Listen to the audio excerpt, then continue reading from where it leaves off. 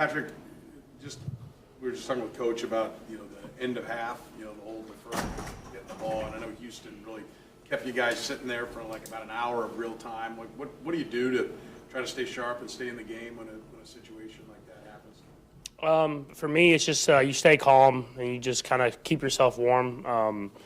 I think it affected me my first AFC Championship game with we played the Patriots. And like the first drive, they had one of those super long drives, and you get on the field and you want to score 2 touchdowns with one play, but all you can do is just go about your process, stay warm, stay patient, and when you get on the field, just maximize the opportunity. Where we get you on Thursdays, just as they started the week, how would you estimate the team and things are going to practice and vibe of the energy right now? Yeah, I think guys are ready to go. We had a good day of practice yesterday, and you get the base install in. Guys get a feel for the game plan. You go out there and execute fast, and you have third down today. So it's just about getting everybody in the right positions to succeed and going out there and playing fast. And I don't think anyone's making this too big of a moment. Everybody knows how big it is, but at the same time, we go about our process. Patrick, this is probably one of the few times you come into the championship game without any injury, so to speak. Do you find yourself, if push comes to shove, without you having to think about it, that you may take some chances, run if you need to, or just as it just comes along? Yeah, I think you just play to win. I mean, there'll be opportunities to run the football. They do a good job of spying the quarterback in certain situations. So you want to be able to use your feet, but at the same time work within the pocket, find guys down the field. But it's the AFC Championship game. You got to put it all on the line in order to win and try to get to the Super Bowl. And this is a great football team we're going up against. So I think all of us are going to go out there and give everything we have. Patrick, I think everybody understands the importance of ball security, but can you talk about just how you guys talk about it internally and how you prepare so that it doesn't happen? Yeah, I mean, if you look at just the NFL in general, I think it's every team that's won the ball security, won the turnover battle, has won the football game in the playoffs so far this year, and that's super important for us. Buffalo does a great job of it. I don't think they've lost one the entire season. So just trying to protect the football.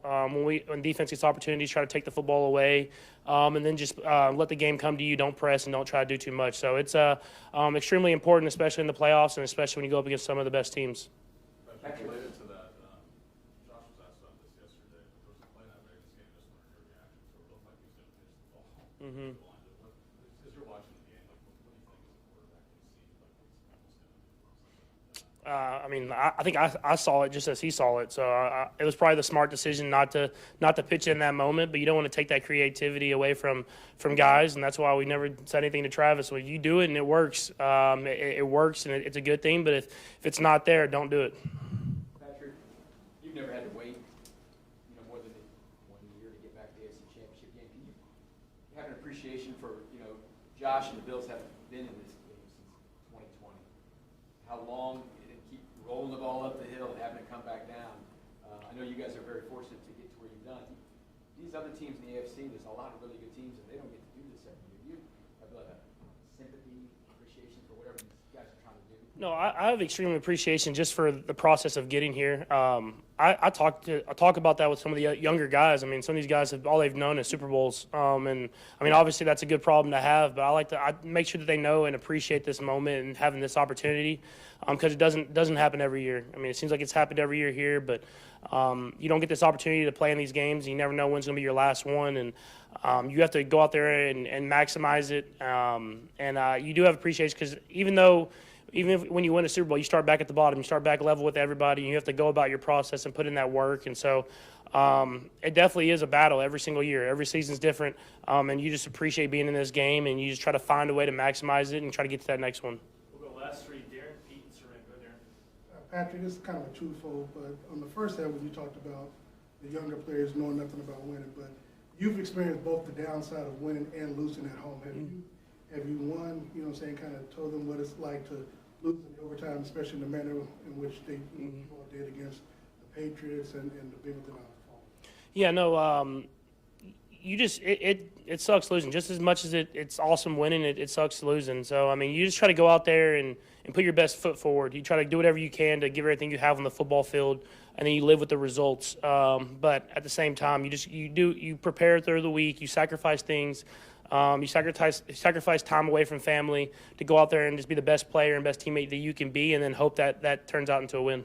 And also, this will be the last time we talk to you before the game, so any message for Chiefs Kingdom and Arrowhead, because obviously when we were in Buffalo, we saw how the crowd was involved and how loud it got for you on third down.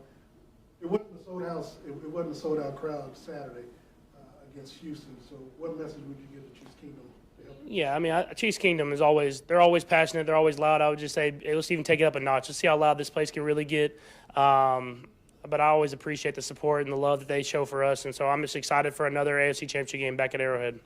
Just considering your interaction with Josh, you mentioned watching him and obviously the Dolphins.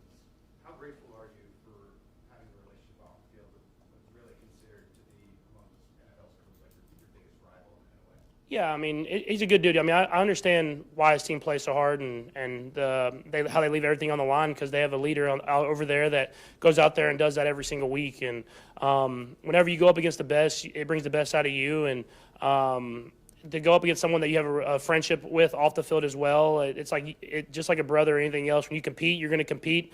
But when you're off the field, you're going to joke around and have fun too. So I mean, it's a competition that both of us want to win. But to know it's another good dude on the other side of the field is always fun. Last one, sir.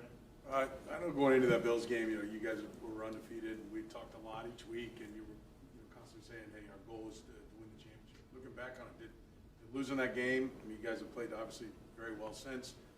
Were there lessons that were taught? Did the loss maybe, help you guys focus in and figure out how to make you a better team now? Yeah, I always believe losing can be either a positive or a negative. And so, obviously, you lose a football game, and that sucks, and you don't have the undefeated season, but you learn from those mistakes. You learn where you can get better, and you use that to make yourself a better football team and a better player. And so, just learning from that game, going up against one of the best football teams in the NFL and losing, you find some of your weaknesses, you try to make those things better.